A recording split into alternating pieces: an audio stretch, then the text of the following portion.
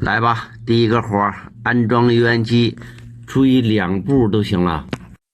第一步，眼儿不要打歪了。第二步，这个筒子不要装反了哈，我都装反了。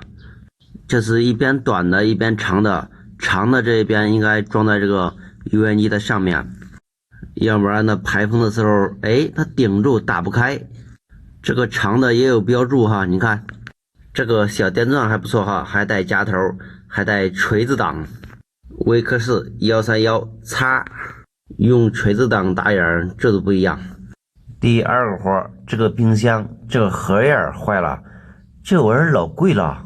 我在网上查了一下，40，这个用胶粘肯定是不行的哈，它是铁的，不是塑料的。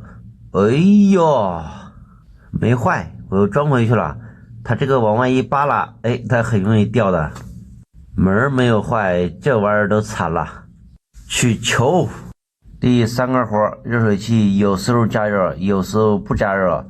它这个电子的哈，它要是出现这种情况，那就是电路板坏了。问题不大，我建议它换个新的就好了。第四个活简单哈，看一下电视，关一下 ，OK。如果都是这样的活的话，我都不干了，没有挑战性。第5个活还不错，空调不制冷，满上。有很多人提醒我慢点加，我就快点加，这个没啥事儿哈，我都是开到底往里面怼，也没说把压缩机给顶坏的。哦哟西！第6个活，这个空调有个性，不是说干活有个性哈。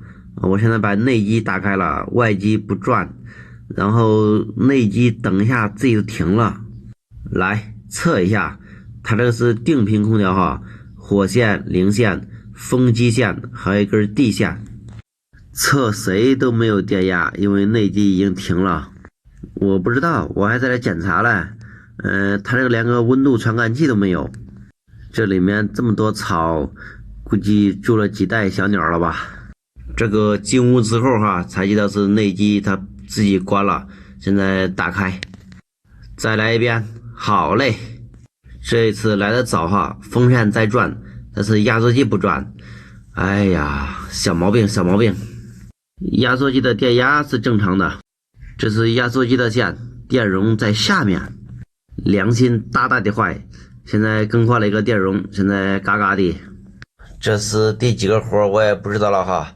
先给瓶水，江湖规矩我懂，敲门开锁小意思。这个空调也凉，但是不够凉，老规矩3巴掌少不了。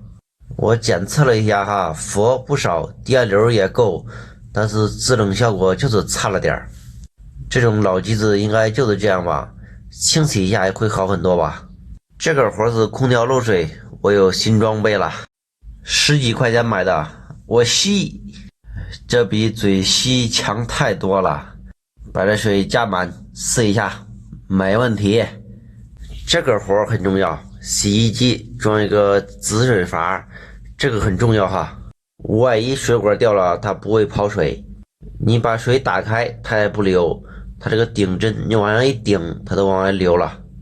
这个管往下一装，都给它顶起来了。你一拔，它都下来了，它不跑水。